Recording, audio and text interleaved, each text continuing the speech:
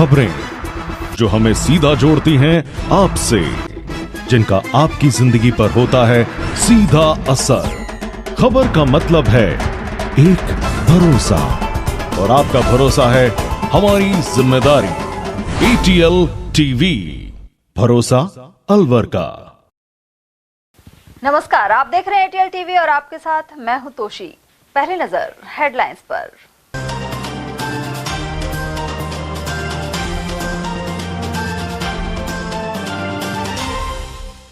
अलवर कृषि मंडी गेट पर व्यापारियों ने जड़ा ताला। कल्याण फंड की राशि बढ़ाने के खिलाफ 4 दिन बंद रहेगा कारोबार।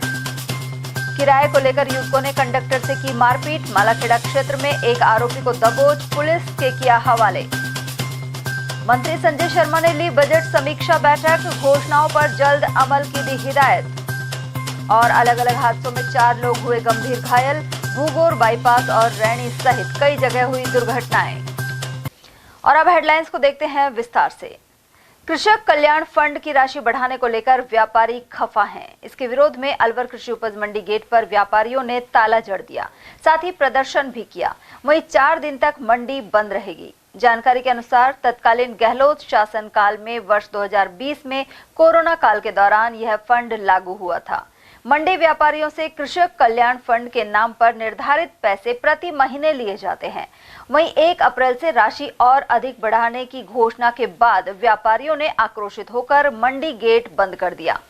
अलवर कृषि उपज मंडी में 4 दिन तक कोई व्यापार नहीं होगा और केवल किसानों का माल उतारा जाएगा।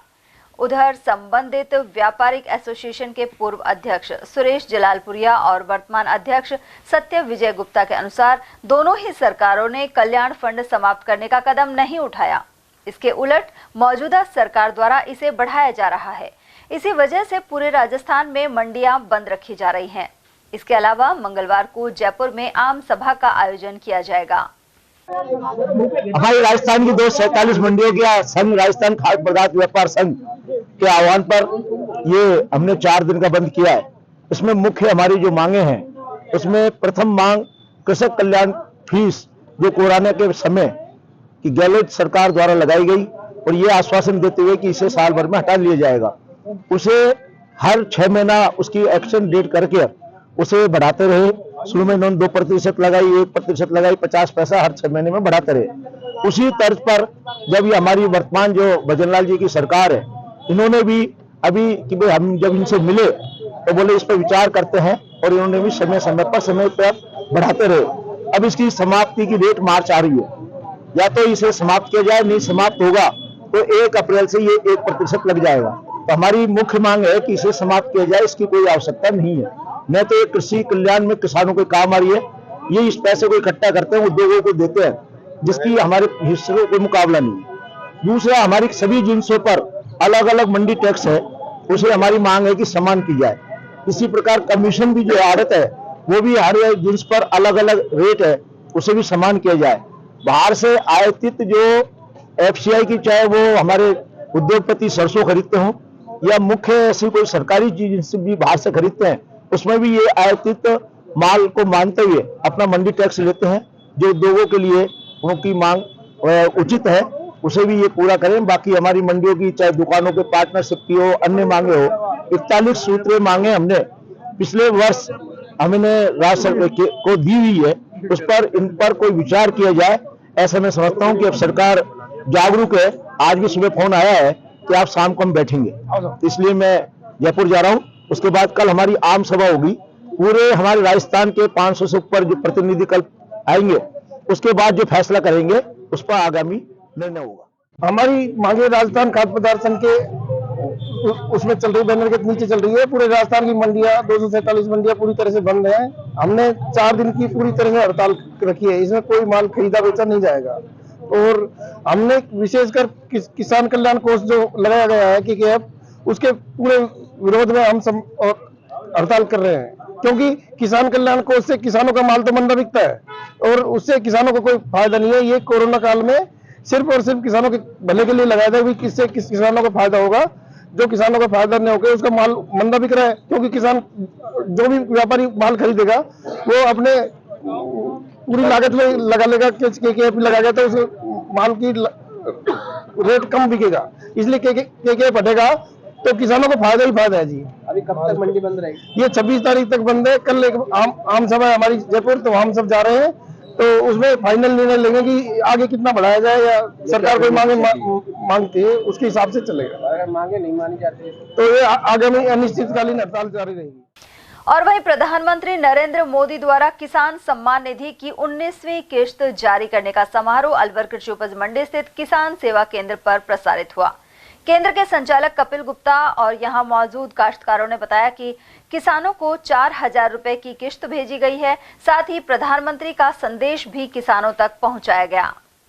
देखो, मैं किसान हूं और आज 24 फरवरी 2025 को आज पीएम मोदी जी 19वीं किस्त 4000 रुपये पर फार्मर जो किसान है उसके लिए 19वीं किस्त का विस्तारण कर रहे हैं।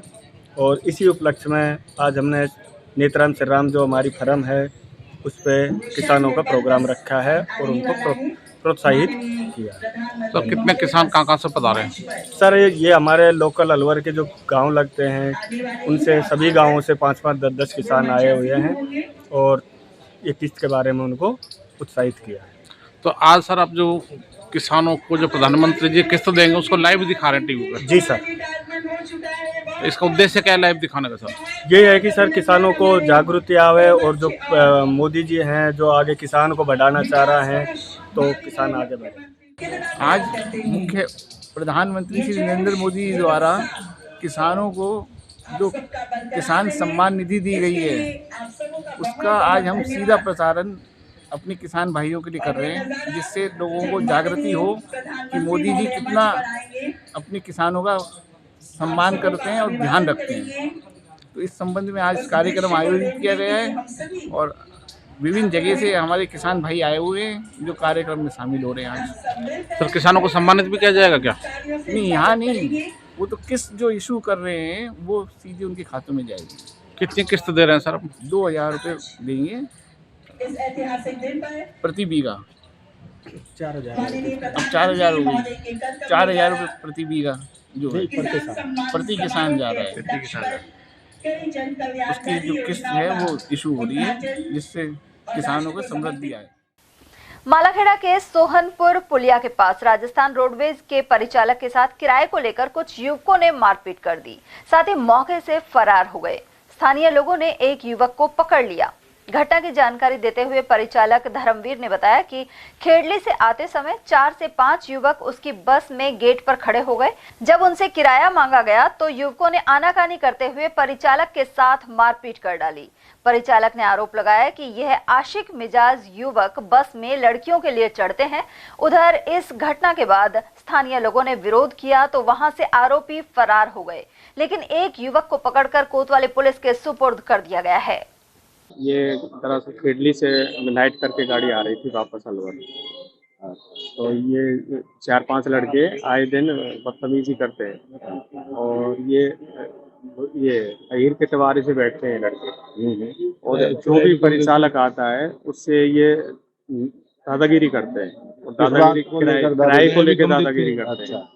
ये चाहते हैं कि मन मर्जी से हम किराया दें। तो इनका जो टिकट बनता है वो 12 भड़कून से बनता है जो 35 रुपए का बनता है। आज क्या हुआ था फिर? आज ये पहले तो जैसे ही ये गाड़ी में आए तो गेट पर खड़े हो गए और आते ही उन्होंने कहा कि हमारा है ना आगे से टिकट बना देना, क्योंकि भाई आगे से जहाँ से बैठे हो वहीं से टिकट बनाऊंगा, आगे से क्यों बनाऊंगा। तो ये बहसबाजी करने लगे। मैंने गाड़ी को रुकवाया, गाड़ी के रुकवाने के बाद मैंने इनके सबके टिकट बना दिए 35-35 के। तो इनको ये मतलब हाँ, इनको ये बात बहुत बुरी लग गई और ये मेरे को पीटना ही चाह रहे थे। इनकी मतलब इनकी प्लानिंग थी। कितने लोग थे, क्या जानते हो? ये 5-6 लड़के थे। जानते हो इनको? शकल से ही जानता हूँ वैसे। किसी का नाम वगैरह? हाँ, नाम तो जो लड़का मेरे सर पे वार कर रहा था उससे तो वो कल्लू बोल रहा था और लड़के बोल रहे थे उसका नाम कल्लू। कहाँ के बता रहे रहने वाले हैं? ये अहीर के तिवारी के। तो पकड़ में भी आएगा? हाँ, एक लड़का जो पकड़ में आ गया उसको थाने में हमने बंद करा दिया। किस चीज से वार किया है? ये लोहे के कड़े थे इनके हाथों में और उनसे मेरे सर पे वार किया था इन्होंने और मेरा सर फाड़ दिया इन्होंने। ये घटना कब हुई है?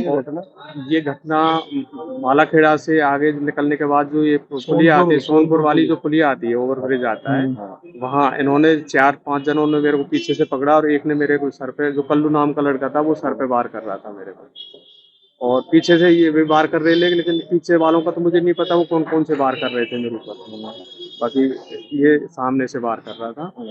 और पकड़ लिया आपने इन लोगों को? एक लड़के को पैसेंजरों की मदद से हम पकड़ के ले आए, बाकी 3-4 भाग गए। ये गेट पकड़ रहे थे, उतरने के और तो भाग्य सारे, बाकी ये पकड़ में आ गया था। लड़के उतरने के दादागिरी भी करते हैं बस में। दादागिरी करते हैं, मेन तो ये गेट पे खड़े हो जाते हैं। जब भी परिचालक इनसे पीछे जाने की बोलता है तो पीछे नहीं जाते, और जाते क्यों नहीं है, क्योंकि इसमें लड़कियां भी आती हैं कोचिंग के लिए, पढ़ने के लिए आती हैं, तो ये आज की मिजाज के लड़के, तो इनका मतलब ये है कि एक तो कंडक्टर से दादागिरी इसलिए करते हैं कि जिससे इम्प्रेशन जमा सके लड़कियों पर। अब रिपोर्ट दे दिया आपने? अब ये रिपोर्ट दे दी है हमने, और ये जैसे हम इनको पीछे करने की कोशिश करते हैं गेट से, तो पीछे नहीं होते, क्योंकि लड़कियां जैसे ही उतरती हैं चढ़ती हैं तो ये टच होने की कोशिश करते हैं उनसे, इस मकसद से वहाँ खड़े रहते हैं।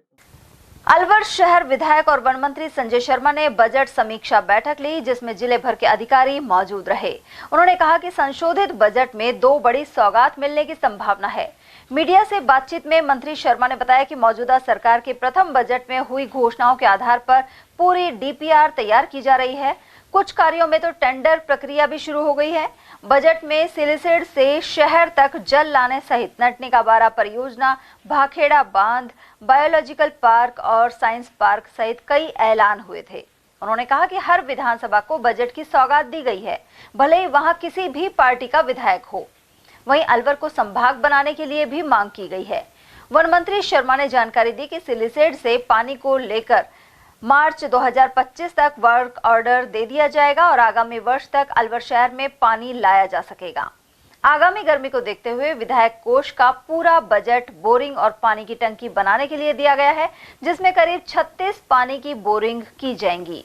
2024-25 में जो पहला बजट माननीय मुख्यमंत्री जी द्वारा राजस्थान की जनता को समर्पित किया गया था, उसमें जो जो बजट घोषणाएं विशेष रूप से अलवर जिले के लिए आई थी, पहले तो उसकी समीक्षा करी कि वो किस स्तर तक पहुंच गई हैं, और मुझे बताते हुए खुशी है जिन प्रोजेक्ट्स में हमको जमीन की आवश्यकता थी वो हमको जमीन का आवंटन हो गया।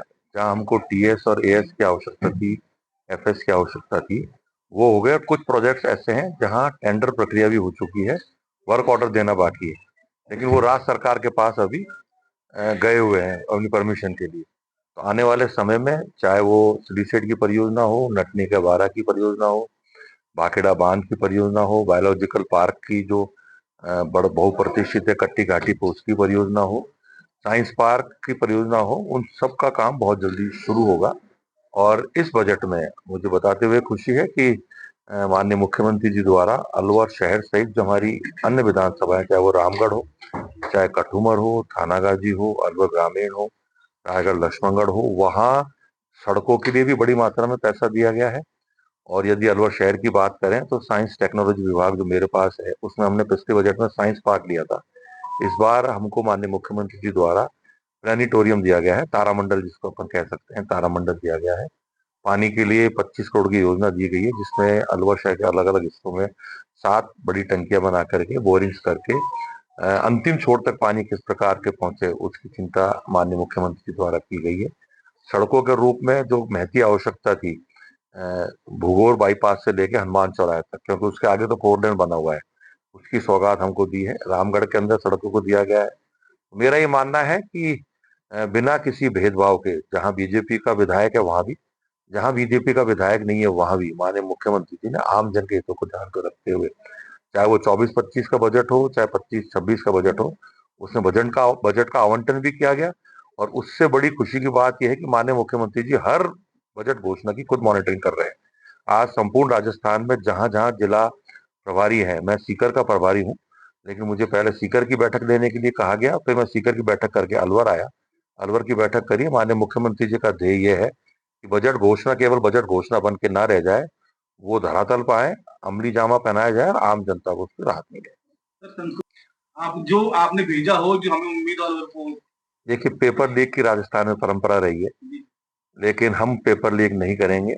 बजट लीक हो जाता है तो वो बात मजे भी नहीं आते, लेकिन आशा रखिए अलवर जिले के लिए अच्छी सौगात, ये 2 मौके हमको मिलने वाले हैं। बजट पे चर्चा होने के बाद बजट पारित होगा, उसमें माननीय मुख्यमंत्री जी रिप्लाई देंगे। उसके बाद अलग अलग विभागों की डिमांड्स आएंगी, उसकर ऊपर भी लास्ट में कंक्लूजन के लिए माननीय मुख्यमंत्री जी जवाब देंगे। तो मुझे पूरा विश्वास है कि जो योजनाएं इस बजट प्रस्तुतिकरण में रह गई हैं, आने वाले समय में माननीय मुख्यमंत्री जी द्वारा अलवर जिले को सौगात के रूप में दी जाएगी।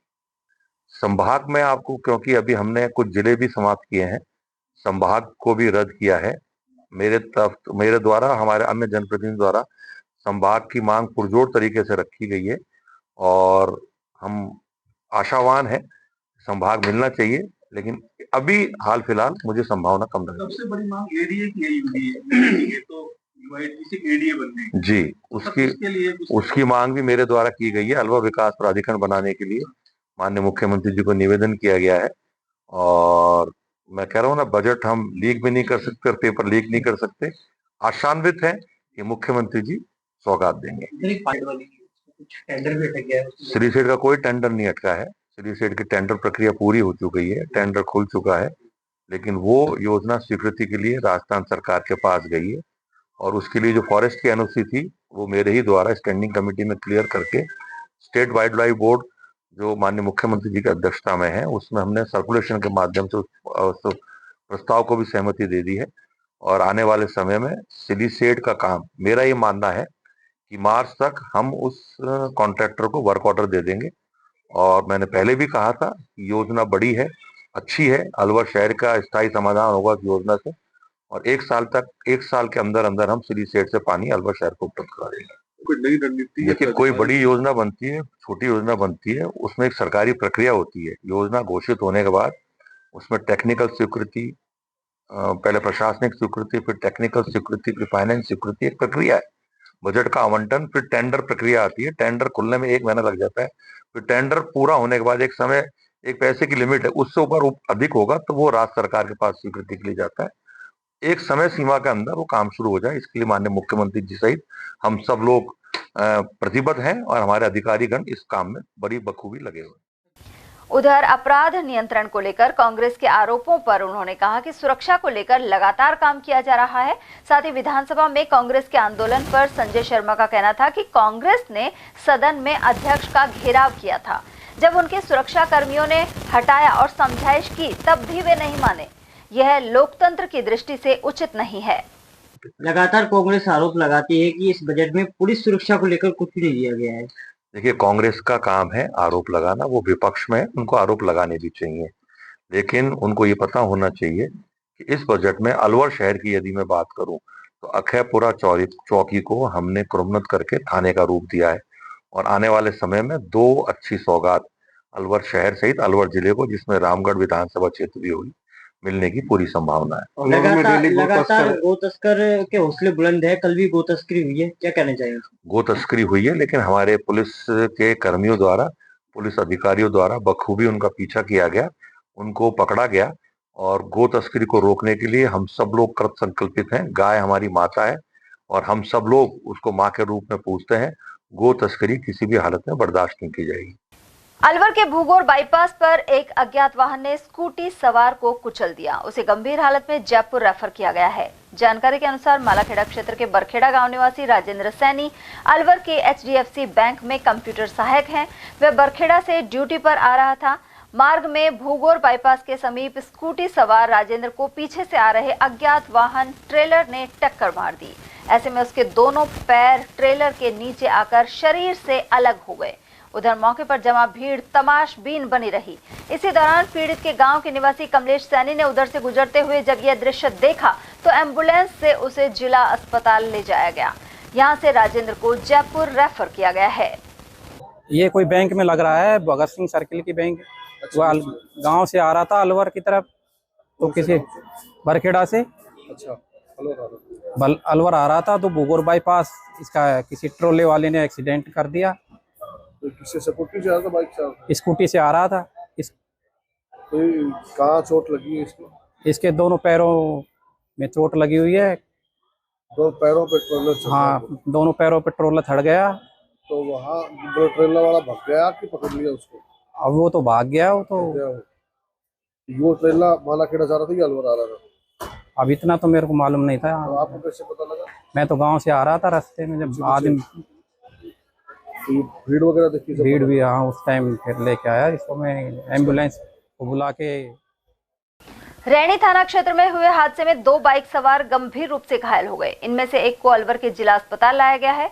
घायल युवक 19 वर्षीय दीपक के पिता विनोद ने बताया कि उनका पुत्र बाजार से घर लौट रहा था, इसी दौरान यह हादसा हो गया। ये सर रैणी से मोटरसाइकिल लेकर जा रहा था घर की तरफ। इसका नाम दीपक कुमार कोहली, गांव बाजोली, तहसील रैणी। फिर क्या घटना हुई? आमने सामने भिड़ गई मोटरसाइकिल दोनों। कितनी चोट आई इनको? सर में चोट है। कहाँ भर्ती कराया? रैणी। फिर कितने बजे घटना हुई? 5:30-6 करीब। उसके बाद रेफर किया। हाँ।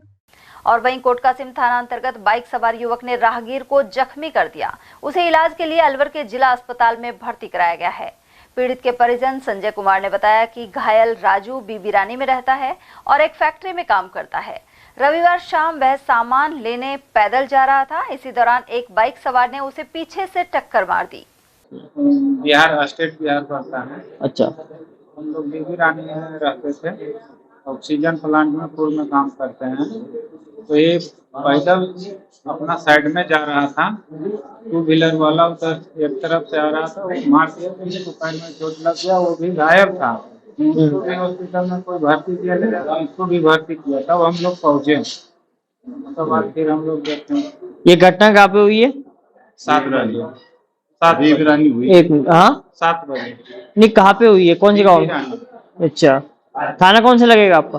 कोटकासिम। एक्सीडेंट वाला कोटकासिम लगेगा। हाँ। अच्छा, तो गाड़ी वाला वही भर्ती है हॉस्पिटल में? वो इधर ही लिया, दूसरी जगह कहीं गया। नेता प्रतिपक्ष टीकाराम जूली ने आरोप लगाया है कि विधानसभा में विपक्ष को बोलने नहीं दिया जा रहा है, वहीं बार बार मार्शलों को बुलाकर बात को बढ़ाया जा रहा है। दूसरी ओर सदन में गतिरोध खत्म करने के लिए कांग्रेस लगातार कोशिश कर रही है, जबकि सरकार की कोशिश होनी चाहिए कि वह गतिरोध खत्म करे। पिछले 3 दिनों से चल रहा है, आज उसको गतिरोध तोड़ने के लिए, और आज ही नहीं, आज से पहले भी हमने पूरा सरकार का सहयोग किया।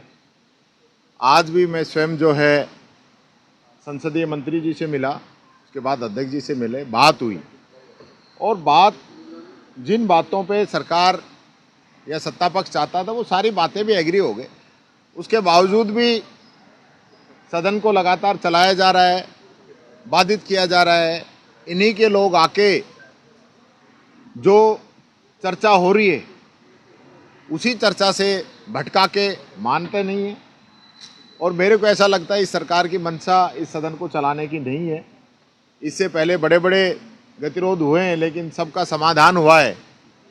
और आज जिस प्रकार से मैं समझता हूँ कुछ लोग नहीं चाह रहे हैं कि ये सदन अच्छे से चले।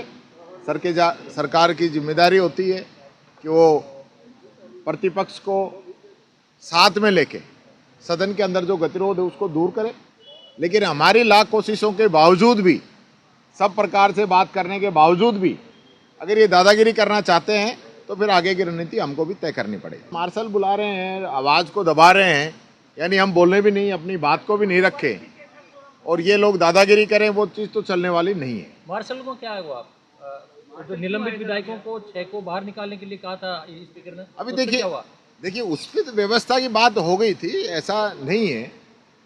सदन चलाना है तो बैठ के टेबल पे बात करनी पड़ेगी, और उसका जो हल राजस्थान की जनता के हितों में हो उस प्रकार का निर्णय हम लोगों को लेना है। हमें कोई ईगो थोड़ी बनाना है। अब ये लोग ईगो बना रहे हैं। सबसे बात हो गई, सचेतक से हो गई, मंत्री से हो गई, सब लोगों से बात होगी। उसके बावजूद भी अगर ये नहीं करना चाहें तब हमारे हाथ में तो इस चीज का हल है नहीं करना चाह रहा, कहां पर कौन अवरोध पैदा कर रहा है। अब देखिए वो तो स्पीकर साहब बताएंगे या संसदीय मंत्री बताएंगे। हमारी तरफ से तो सारे दरवाजे वार्ता के खुले हैं, पहले भी थे, आज भी हैं। लगातार मैं 3 दिनों से मीडिया के बीच में हूँ। जो भी आपने जानकारी चाहिए सारी जानकारी हमने दी है। आज भी स्वयं चला के मैं गया हूँ और आगे भी मैं चाहूँगा ये गतिरोध खत्म हो, बैठ के वार्ता हो। हम यहाँ कोई आपस की लड़ाई लड़ने के लिए नहीं आते, राजस्थान की जनता की लड़ाई लड़ने के लिए आते हैं। ये जो ईगो इन लोगों ने बना रखा है कि हम विपक्ष को गालियाँ भी दें, उनके नेताओं के बारे में उल्टी सुल्टी बातें भी कहें, उन पे व्यंग भी कसें और फिर सदन चलाने में उनका सहयोग भी नहीं लें, इस प्रकार का तो कभी रहा नहीं। निवेशकों को भुगतान दिलाने के लिए ठगी पीड़ित जमाकर्ता परिवार लगातार संघर्ष कर रहा है। इसी क्रम में अलवर में एक बैठक आयोजित की गई जिसमें जयपुर जाने का प्रस्ताव रखा गया। गौरतलब है कि 25 फरवरी को जयपुर में महापड़ाव डाला जाएगा। बैठक में वक्ताओं ने कहा कि भुगतान गारंटी अधिकार कानून यानी बर्ड्स एक्ट 2019 के संदर्भ में देश भर में राजस्थान काफी पीछे है। शासन प्रशासन ने इस कानून को सिर्फ कागजी कार्यवाही तक सीमित कर रखा है। पिछले 3 वर्षों से लगातार संघर्ष के बावजूद सरकार और उनके नुमाइंदे चुप्पी साधे हुए हैं। वक्ताओं ने आह्वान किया कि ऐसे में सभी पीड़ित लोग संगठन के बैनर तले एकजुट होकर आगे आएं। उन्होंने बताया कि 25 फरवरी को सुबह 7 बजे सभी सदस्य ट्रेन से जयपुर रवाना होंगे। बैठक में जिलाध्यक्ष राजेंद्र कुमार सैन सहित अनेक लोग मौजूद रहे। राजगढ़ थाना क्षेत्र का एक परिवार न्याय की गुहार लगाने सोमवार को मिनी सचिवालय पहुंचा। साथ ही जिला कलेक्टर और पुलिस अधीक्षक से मुलाकात की। पीड़ित महबूब खान ने बताया कि बिलेटा गांव में पाइपलाइन को लेकर गत दिसंबर में पुलिस आई थी। वहीं पानी की लाइन को हटाने एवं इसका वीडियो बनाने पर पुलिसकर्मियों ने परिवार के लोगों के साथ मारपीट कर डाली। इसका एक वीडियो सोशल मीडिया पर वायरल भी हुआ था। इसके बाद एक गर्भवती सहित पीड़ित परिवार के सदस्यों को थाने में बंद कर दिया गया। धक्का मुक्की और मारपीट में महिला का गर्भपात भी हो गया था, लेकिन इस प्रकरण में मुकदमा दर्ज कराने पर भी कार्यवाही नहीं हुई है। 28 जनवरी को तो पुलिस ने इनके खिलाफ राजकार्य में बाधा और SC/ST सहित विभिन्न धाराओं में मुकदमा तक दर्ज कर लिया। आरोप है कि इसमें उन लोगों तक के नाम लिखाए गए जो उस समय मौजूद भी नहीं थे। पीड़ित के वकील सब्बीर खान ने पूरे घटनाक्रम की जानकारी दी। देखो, सबसे पहले हमने SP को ज्ञापन दिया था इसी संबंध में, क्योंकि हमारी माँ बहन बेटियों को जिस तरीके से भगा कर उन खेतों में मारा था, तो उसी एवज में पुलिस ने मुकदमा दर्ज नहीं किया, बल्कि इन पे रामपुरा गांव में आके नहीं, इनको जबरदस्ती मतलब वो मारा पीटा और गाड़ियों में डाला। तेजपाल जी के पास में आए, हमने उनसे बात की, जो एडिशनल SP है, तो इन्होंने हमें बताया कि इस तरीके की बात कही है कि आप पुलिस से मतलब वो दुश्मनी मोल ले रहे हो, इसका मतलब आप जेल जाओगे। जब हमने उनसे उन्हीं के मुंह पर तेजपाल जी के कहा कि हम अगर थाना हमारी नहीं सुनता है तो हम आपके पास गुहार लगाने के लिए आते हैं और आप इन शब्दों को कहते हैं, एक जिम्मेदार होने के नाते आपने कह कैसे दिए? तो तेजपाल जी ने कहा कि मैंने ऐसा कोई शब्द नहीं कहा।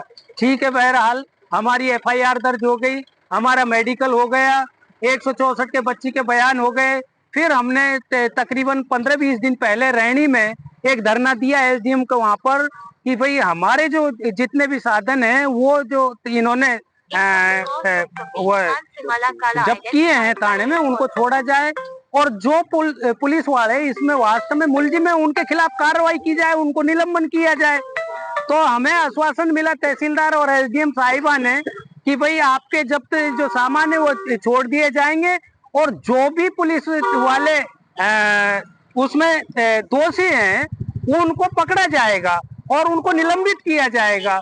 हमने 15 दिन का टाइम दिया था कि 15 दिन में हमारा प्रशासन अगर इस पर कोई एक्शन ले लेता है तो ठीक है, नहीं तो फिर हम पुनः SP और कलेक्टर से मिलेंगे और ज्ञापन देंगे। अगर उससे भी कोई अल्टरनेट नहीं निकलता है तो फिर चेतावनी है, बहुत भारी संख्या में हजारों की तादाद में लोग इकट्ठे होंगे और SP और कलेक्ट्रेट का घेराव करेंगे। देखो जी, मामला अपना जो घटनाक्रम है 9 दिसंबर का है, जिसमें पुलिस एक आरोपी ने एक पाइपलाइन को लेके और पुलिस बुलाई घूस वगैरह देके राठौड़ी में पुलिस कार्रवाई करने आती है तो हमारी बच्ची वीडियो बना रही थी, उसको मारा, घर पे सब लेडीजों को मारा, हमारे भाई वगैरह जो थे उनको भी पुलिस ने वहाँ घटना पे मारा बहुत तेज। उसके बाद जब अफसाना और मैं बाहर से आते हैं और अफसाना को लेके मैं एक एडिशनल SP और इनके कलेक्टर के साहब पास आते हैं तो रास्ते में पुलिस घेर के मारती है। जहाँ बच्ची का 3 महीने का बच्चा था उसका पुलिस की मारपीट से लात घूंसों से बच्ची का गर्भपात हो गया। उस घटना में बच्ची को और मेरी मोटरसाइकिल को वहां, मैं तो खेतों में दुबक गया और बच्ची को वापस थाना ले गए। थाना में जाके उन्होंने रात में ही बच्ची को और लेडीज 2 अरेस्ट की थी, उनको छोड़ दिया वापस। अब जब हमने तेजपाल सिंह जी कलेक्टर साहब से मिले, ज्ञापन दिए, तो एसपी साहब तेजपाल सिंह जी बोल रहे थे कि आप कितने पढ़े लिखे हो, आप तो इसमें जेल काटोगे, आप वीडियो क्यों बना रहे थे, तो इस तरीके की बातें करते हैं। उसके बाद हमने बहुत सारे ज्ञापन दिए, एसपी साहब को दिए, कलेक्टर साहब को दिए, एसडीएम रैनी धरना रखा, तब तक पुलिस वालों के ऊपर कोई वो नहीं होता है। आज तक कोई एक्शन नहीं हुआ, बल्कि हमारे ऊपर एक झूठा मुकदमा पुलिस दर्ज करती है SC ST के तहत, राजकार्य में वादा कर बताती है।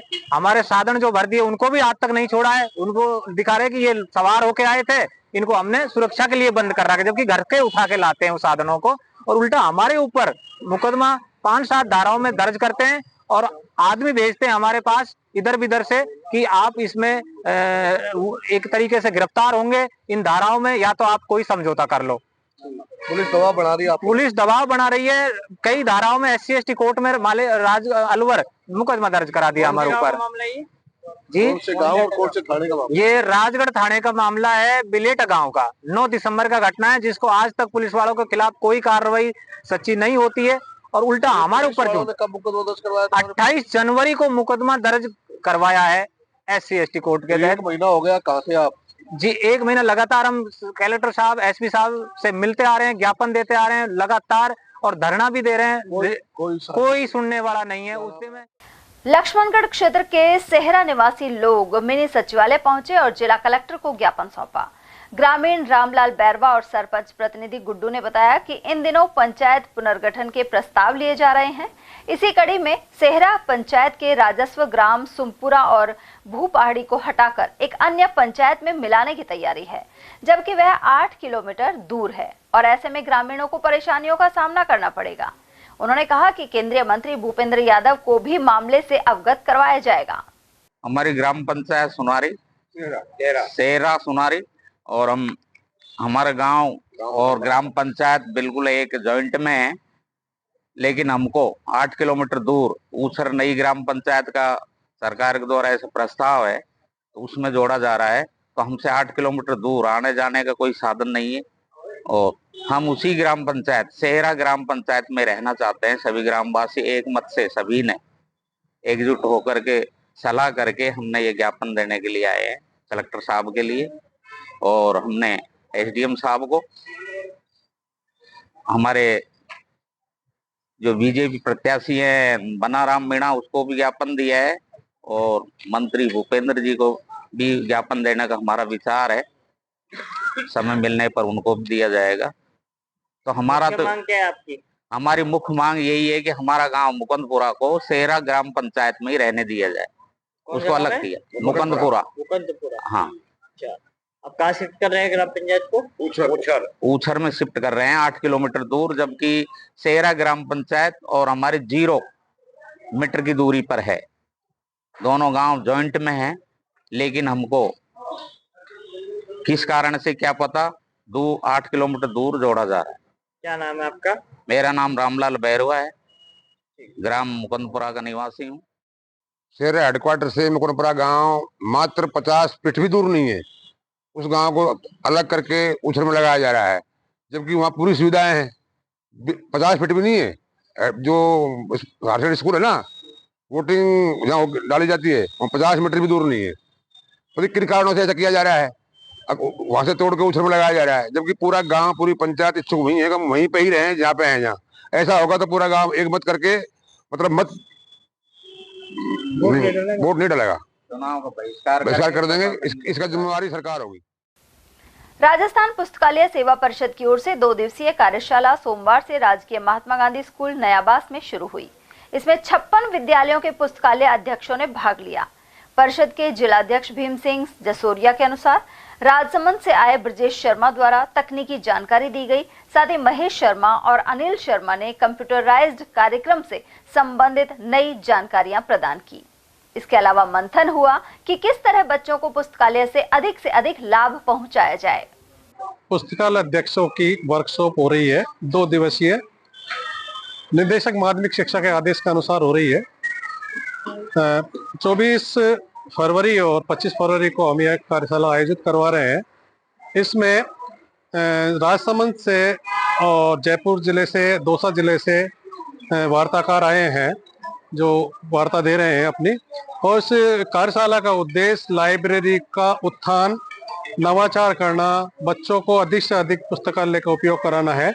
किस तरह से बच्चे पुस्तकालय से जुड़ सकें, ये हमारा इस कार्यशाला में बताया जा रहा है और समझाया जा रहा है। जैसा कि आपने अभी देखा कि जो वार्ताकार महोदय हैं वो हमारे अपने एक्शन और उसके हिसाब से कविता पढ़ करके सुना रहे हैं।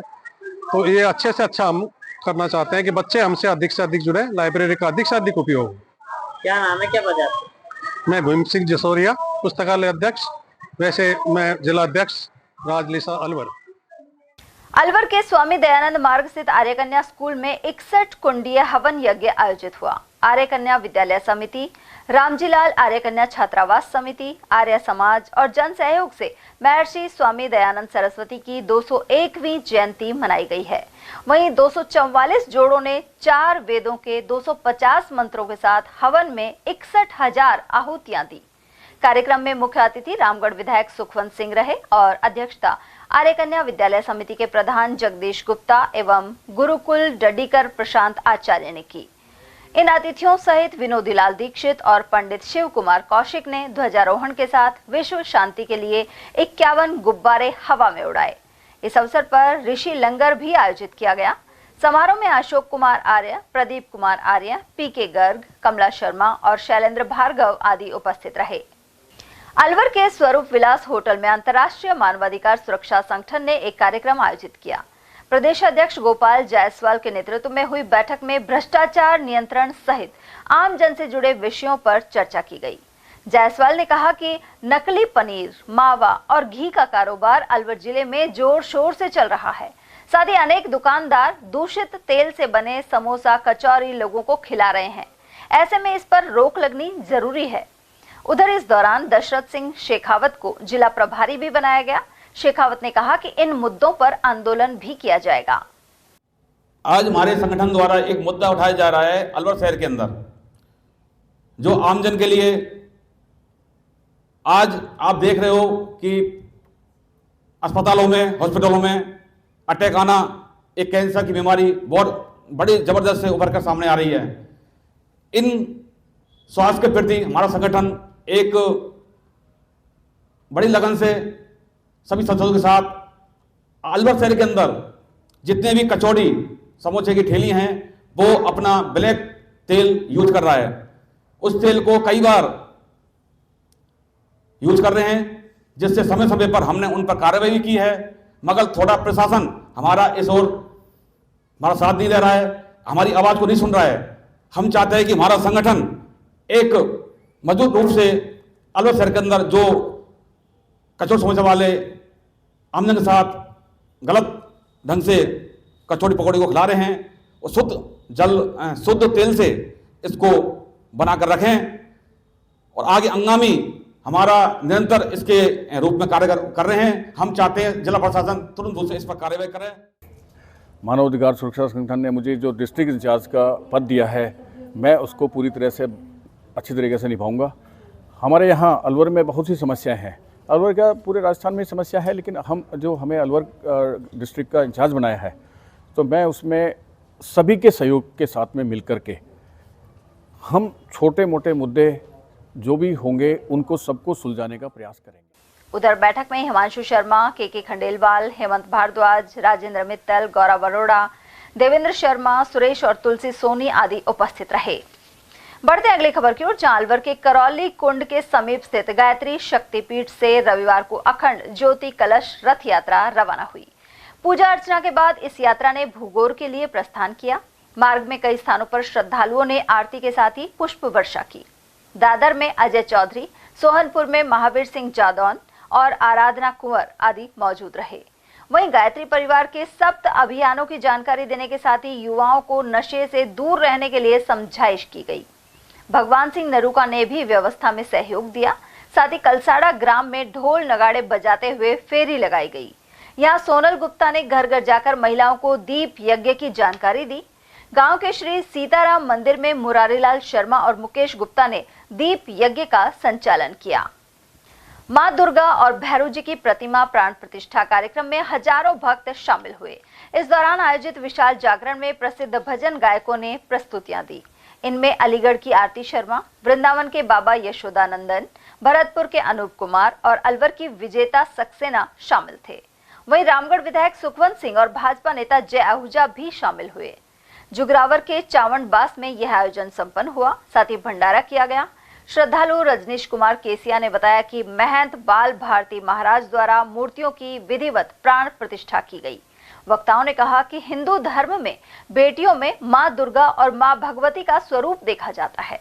उधर आयोजक रजनीश कुमार ने सभी का आभार व्यक्त किया। खबरें अभी और भी हैं, लेकिन फिलहाल वक्त एक छोटे से ब्रेक का, फौरन लौटेंगे। आप बने रहिए हमारे साथ और देखते रहिए ATL टीवी। अलवर शहर में पहली बार एक ही छत के नीचे sports goods and sports wear का एकमात्र showroom Stronger sports and wear, Dena bank के सामने, बस स्टैंड रोड, अलवर।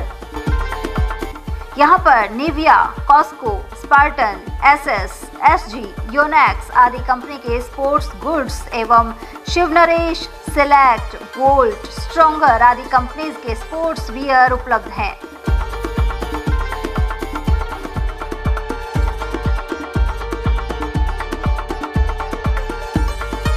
यहाँ टीम के लिए स्पोर्ट्स किट और ट्रैक सूट एवं हाउस टी-शर्ट्स भी तैयार कराए जाते हैं। एक बार अवश्य पधारें। Contact number Ashok Kumar 9460374217, Ajay Kumar 9414890908। अलवर शहर का सबसे खूबसूरत banquet hall the Shehnai resort.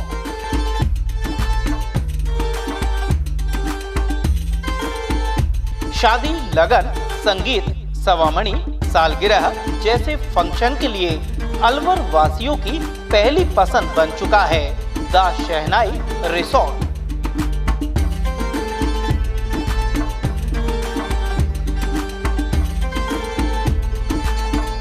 इसमें कवर्ड मंडप, 25 आधुनिक कमरे, छोटा पार्टी हॉल व रेस्टोरेंट भी है।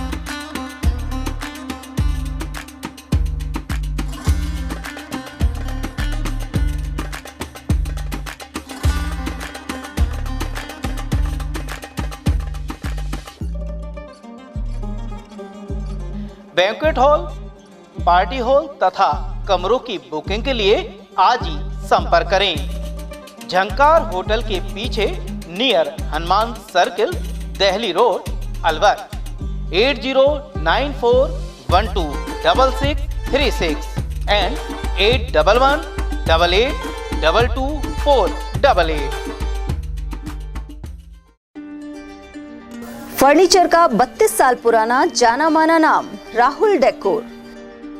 यहाँ आपकी लाडली बिटिया के लिए अथवा अपने घर के लिए सभी प्रकार का सागवान का फर्नीचर उपलब्ध है।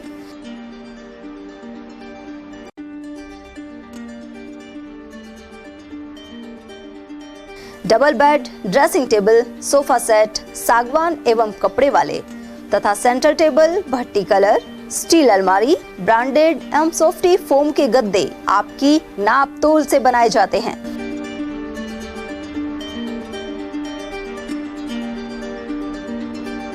सभी सामान एक ही छत के नीचे उपलब्ध। हमारा पता है अलवर बोर्ड, जैसमंत तिराहे से पहले, Kati Ghati, Alwar. Contact number 9414019769 and 9414019768। Doctor Shroff charity eye hospital Alwar द्वारा दी जाने वाली सुविधाएं जैसे RGHS, ESHS, TPA।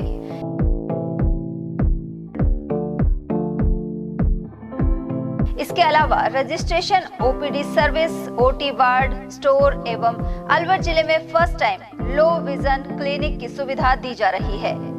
Low vision aid clinic जो दिव्यांग बच्चों जिनकी निगाह बहुत सारे इलाज के बाद भी कम रह जाती है, उस ऐसे मरीजों के लिए या ऐसे बच्चों के लिए जो बेस्ट पॉसिबल जो डिवाइसेस होते हैं वो हमारे पास अवेलेबल है, जिससे हम ऐसे बच्चों का मदद कर सकते हैं। ऑप्थेल्मोलॉजी डॉक्टर द्वारा चिन्हित मरीज लो विजन क्लिनिक की सुविधा उठा सकता है। हमारे यहाँ विभिन्न प्रकार की जांचें जैसे OCT, RFNL, VFA, V scan, YAG laser, A scan की सुविधा उपलब्ध है। हमारा पता है doctor Shroff charity eye hospital, Subhash Nagar, NEB road, Alwar, Rajasthan. Contact number 0144 2370 559। हीरे, सोने, चांदी के जेवरातों के विक्रेता दुर्गा प्रसाद सुनील दत्त ज्वेलर्स, बजाजा बाजार, अलवर।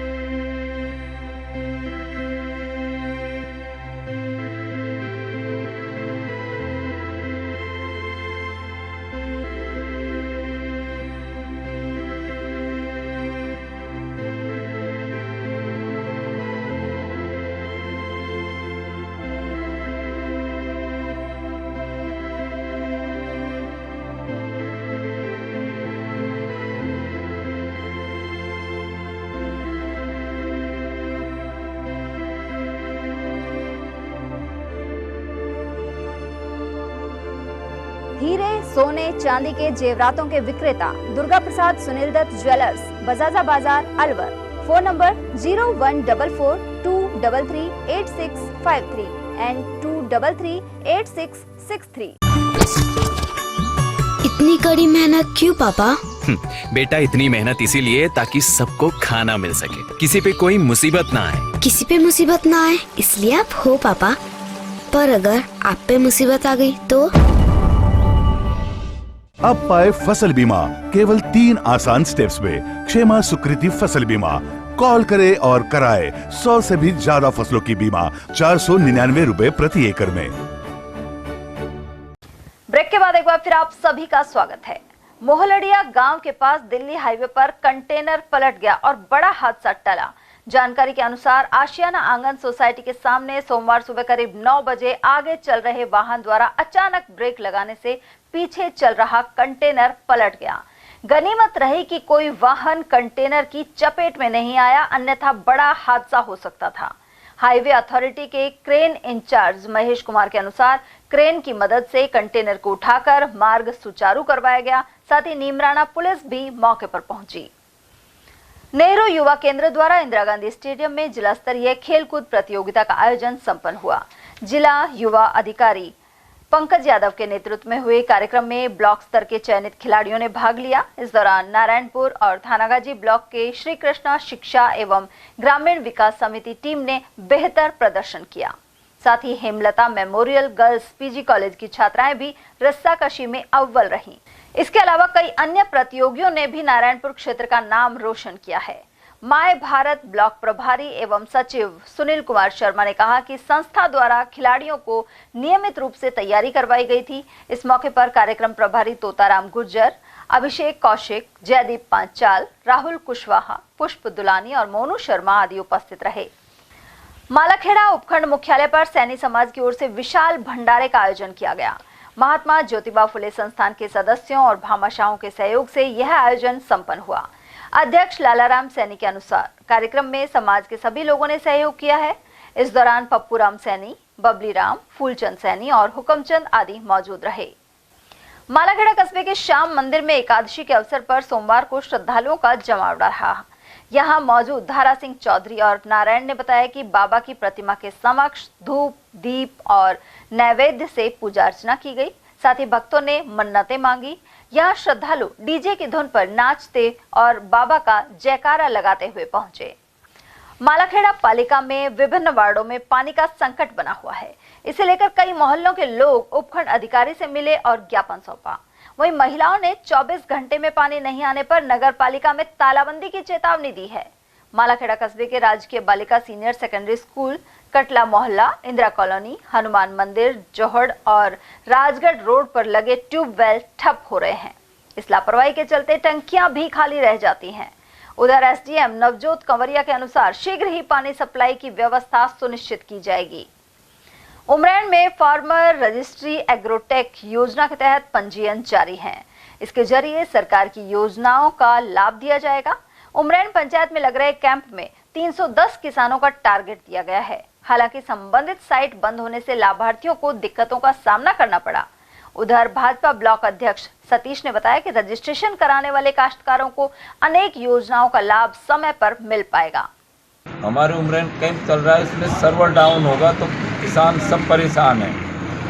काफ़ी देर होगी, सारे किसान परेशान हो रहे हैं, वापस लौट रहे हैं और किसान आईडी के बगैर वापस घर जा रहे हैं। क्या करें? अपना काम छोड़कर आए, अपना काम छोड़ के किसानों का सब काम चल रहा है और अब इस टाइम वापसी जा रहे हैं। किसान क्या करें क्या नहीं करें, सर्वर चल ही नहीं रहा, काफ़ी देर होगी सर्वर। तो कितने का टारगेट दिया आपने? टारगेट 300 का बताया जा रहा है, पर अभी 300 हुए नहीं, सर्वर डाउन चल रहा है। कितने दिन लगेंगे? 3 दिन का कैंप है, अब सर्वर तो चल ही नहीं रहा, सर्वर बगैर किसान वापसी जा रहे हैं घर। सर से नेट नहीं चल रहे सर, साइट बंद हो गई। हाँ साइट बंद। फिर अब कितने टाइम बता रहे हैं, कितनी घंटे में? आधा घंटा तो लगेगा। आधा घंटे ही। आप कब से खड़े हो? 15 मिनट हो गए। 15-10 मिनट हो गए। समस्या है वो, और आ रहे थे वापस गए क्या? हाँ सब यही सब थोड़ा मेरा टाइम लगेगा इसमें। सर आज कैंप लगा, जैसा कि आप सबको विदित है कि अपने मुख्यमंत्री जी द्वारा 3 दिन का फार्मर कैंप पुष्टि का कैंप लगाया जा रहा है, जिसमें ये 1 दिन कल लग चुका है, बाकी 2 दिन एक आज और एक आने वाले कल का 3 दिन कैंप लगाया जाएगा, जिसमें अपने किसानों को आईडी जनरेट की जाएगी, जिससे कि भविष्य में होने वाला कोई भी फायदा है किसानों के हित में जो उनके खाते में आ सके। उमरैन ग्राम पंचायत की देव की डोंगरी में शिवालय की स्थापना की जा रही है। यहाँ महाशिवरात्रि के अवसर पर श्रद्धालु बंटी कसाना की ओर से 3 दिवसीय कार्यक्रम का आयोजन हो रहा है। सोमवार को विधिवत रूप से पूजा अर्चना की गई, साथ ही महाशिवरात्रि पर शिव परिवार की स्थापना की जाएगी। वहीं भगवान देवनारायण के मंदिर की भी स्थापना होगी। उधर श्रद्धालु बंटी कसाना, महेंद्र और सतीश पटेल ने आयोजन की जानकारी दी। अकबरपुर स्वास्थ्य केंद्र में डॉक्टर्स और चिकित्सा कर्मचारियों की बैठक आयोजित की गई। इस दौरान ओजस, आशा सॉफ्टवेयर और अन्य कार्यक्रमों का ऑनलाइन प्रशिक्षण दिया गया। कार्यक्रम में डेहरा, चांदौली, पलखड़ी, अकबरपुर और उमरैन के प्रतिनिधि मौजूद रहे। उधर डॉक्टर जितेंद्र यादव ने बताया कि सभी कर्मचारियों को सॉफ्टवेयर के बारे में जानकारी दी गई। श्रीमान तो साहब की आदेश की पालना में RCS अकबरपुर पर उमरैन ब्लॉक की ERCH, HMIS, आशा सॉफ्ट, ओजस की ट्रेनिंग रखी गई, जिसमें सभी ANM, पब्लिक हेल्थ सुपरवाइजर और सभी चिकित्सा अधिकारी प्रभारी सभी उपस्थित रहे। और जिले से श्रीमान DNO मनीष जी ने आके सबको इसकी ऑनलाइन ट्रेनिंग। क्या क्या बताया गया सर ट्रेनिंग में? ट्रेनिंग में इन्हीं सॉफ्टवेयरों को HIMS के बारे में जो नया अपडेट हुआ है उसके बारे में, RCH एक्टिविटी में ERCH आया है नया, उसके बारे में, सारी गतिविधियों के बारे में।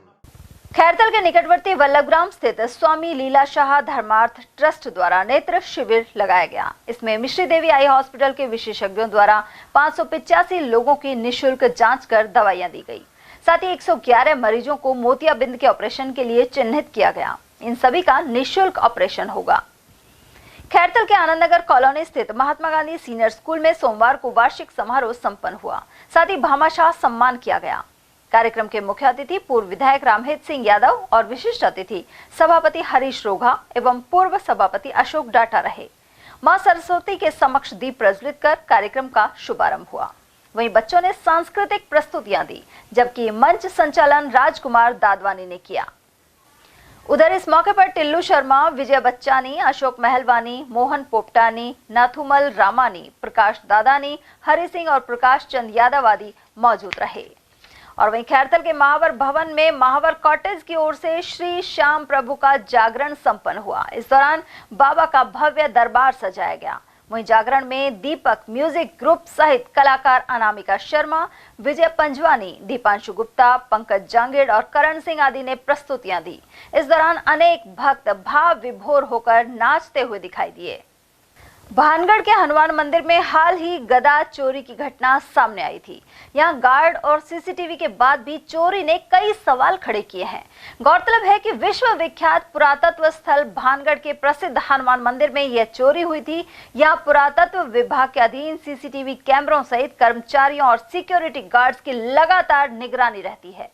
सूर्यास्त के बाद मुख्य प्रवेश द्वार बंद भी कर दिया जाता है, लेकिन चोरी से जाहिर हुआ है कि सुरक्षा के नाम पर खाना पूर्ति ही की जा रही है। उधर सीसीटीवी कैमरे में एक संदिग्ध व्यक्ति की गतिविधियां रिकॉर्ड भी हुई, लेकिन चोर पुलिस गिरफ्त से बाहर है। गौरतलब है कि यहाँ पूरा महत्व की वस्तुएं और प्रतिमाएं मौजूद हैं। ऐसे में कड़े सुरक्षा बंदोबस्त की जरूरत बनी हुई है। अभी तक सरकार हमारी बिल्कुल की कोई भी जानकारी नहीं मिली है। अभी न कोई गधा, 2 दिन हो चुके हैं, न सुबह भी आए, शाम तक कोई अभी तक सूचना नहीं मिली गधा आई है नहीं आई, कोई संतुष्ट नहीं हुआ, बिल्कुल संतुष्ट नहीं हुई। पुलिस के द्वारा भी नहीं हुई, ना कोई ये सिक्योरिटी गार्ड के थ्रू, किसी के थ्रू भी हमारे को जानकारी नहीं मिली बिल्कुल। ठीक है। गत रात्रि बालाजी मंदिर से गधा चोरी हुई थी, उस प्रकरण में अभी तक कोई भी कार्रवाई नहीं हो पाई है, ना तो गधा चोरी करने वाले आरोपी पकड़ में आए हैं। अब इस प्रकरण को एसआईएस में जाकर बात करते हैं तो वो बोलते हैं कि हमारी जिम्मेदारी नहीं है, पुलिस अपनी कार्रवाई में लगी हुई है, परंतु अभी तक हमारे को संतोषपूर्वक कोई जवाब नहीं मिल पाया है। हम व्यक्तिगत मामला नहीं मानकर इसको बालाजी महाराज की आस्था के ऊपर ये जो प्रहार हुआ है, एक तरीके से अपन बोले कि बालाजी महाराज का शस्त्र चोरी होना बहुत बड़ी बात मानी जाती है। हमारे हिंदू परंपरा में जब हमारे देव ही सुरक्षित नहीं है तो हम खुद को कैसे सुरक्षित मान सकते हैं। और चलते चलते एक नजर हेडलाइंस पर।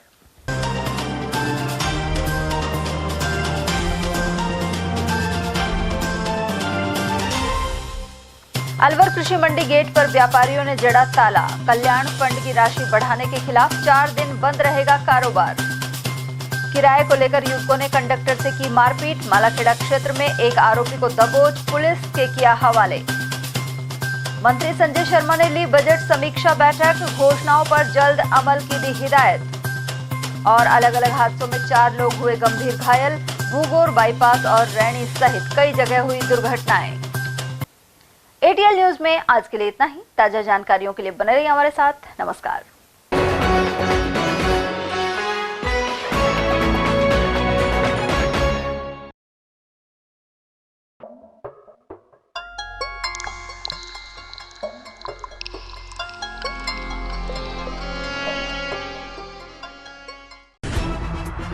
खबरें जो हमें सीधा जोड़ती हैं आपसे, जिनका आपकी जिंदगी पर होता है सीधा असर। खबर का मतलब है एक भरोसा, और आपका भरोसा है हमारी जिम्मेदारी। एटीएल टीवी, भरोसा अलवर का।